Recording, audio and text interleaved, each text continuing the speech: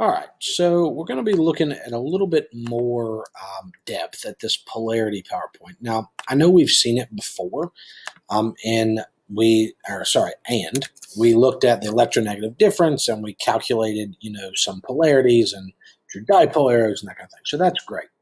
But now that we've looked at how to draw a Lewis diagram, we've looked at how to determine the polarity of a molecule, we've looked at some things like van der Waals forces.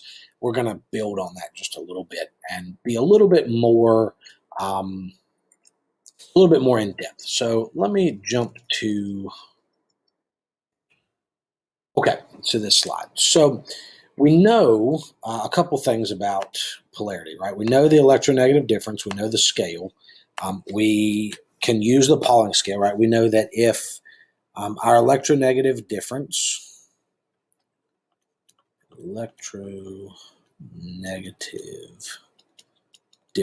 right? So this is the scale. It goes 0 to 0.5 to 2.1 to 4. All right. So this would be polar covalent. This would be non-polar covalent, right? These are the cutoffs. This would be ionic. So as long as our electronegative difference is in that range, we can figure out what they are. So let's see if we can predict the polarity of some of these molecules, and let's talk about how that impacts their behavior as they interact with other molecules. So with water, we know water is bent. That's what Vesper tells us, right? We know that we have 2 lone pairs on oxygen. There are hydrogens there. So we have a bond angle of 104.45. We have these lone pairs up top, and they're pushing down on those bonds. Now, if we look at the electronegative difference between O and H, all right, we go back to our scale. All right, O, let's see, we can go way back. There we go. O is 3.5, H is 2.1. All right, so 3.5 to 2.1. See what our difference is. 3.5 minus 2.1. We have 0.4, 1.4. So that is definitely a polar covalent bond. So that means that this bond right here in red, those 2 bonds, are polar covalent. So because oxygen is more electronegative, right, it's got the bigger number, the electrons are being pulled that way. Well, the electrons themselves, the center of the negative charge is somewhere around there. The center of the positive charge is split between the hydrogen atoms. So since there is a difference in the location of the centers of the charge, here's the center of the negative, here's the center of the positive, they don't overlap, then we know that there's a dipole moment, and it goes like that. All right, let's look at pH 3, right? We did pH 3 in the other video. We know the bonds are polar. It's going to be trigonal pyramidal based on our Vesper understanding. That one unshared pair around the central atom is going to create a polar environment. So when we draw it out, right, it's really obvious where the positive and where the negative charge is centered. Back here, like underneath the nitrogen in the middle of these hydrogen molecules, right, that's where the positive charge is centered. The negative charge is centered right here on those negative lone pairs. So I have a dipole moment that's moving us upwards. All right. Ammonia is a polar molecule, and the dipole moves through the middle of the molecule towards the nitrogen. Now here's an interesting one, right? CCl4. Now we know when we look at this formula, we should be able to spot right off the bat. This is tetrahedral. It's got 5 atoms. That's the only shape we know that can deal with 5 atoms. So it's got to be tetrahedral, right? I'm not going to give you a problem you don't know how to solve. So when we look at CCl4, we know that the bonds between chlorine and carbon, they're polar. The electronegative difference is greater than 0.5 if I do my math there. But the negative charge is split evenly between those chlorines.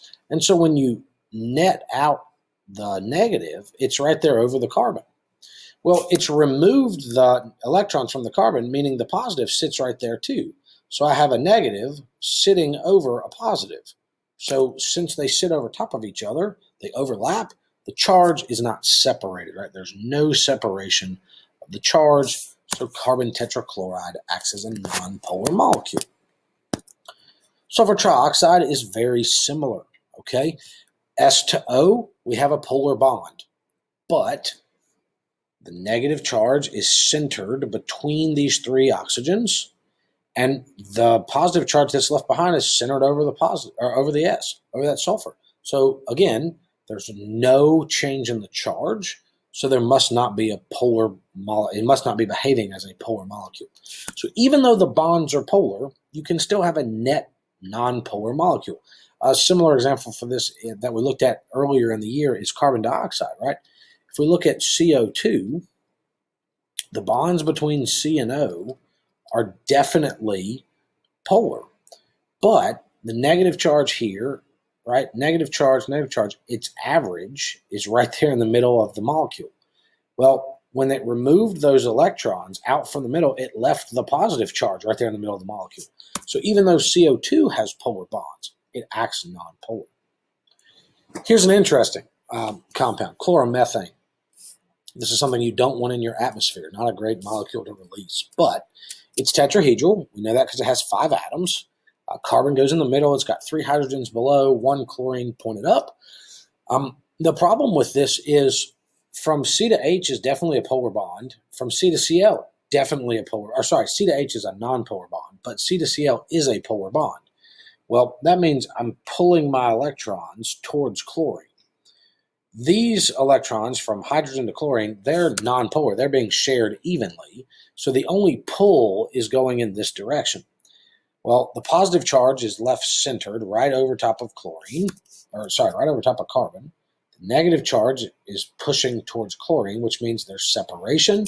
Since there's separation between the positive and the negative, we have a polar molecule, and we would draw a dipole moment.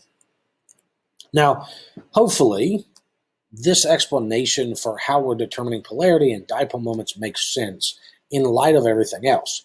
I want to go back a slide, and I want to look at a couple things.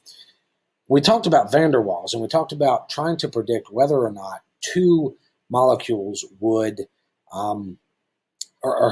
we would try to predict how two molecules would interact. So if I had a sample of chloromethane, what van der Waals force could I predict would be responsible for their interactions? Well, I have a polar molecule, right? We've established it's polar. There's the dipole. So we would have, in a sample, we would expect to have dipole, there we go, dipole interaction. And I only know that because I've figured out, oh, this has a dipole moment. It has a polar reaction. If I look here, right, we've determined that even though S to O is a polar bond, this molecule as a whole is nonpolar.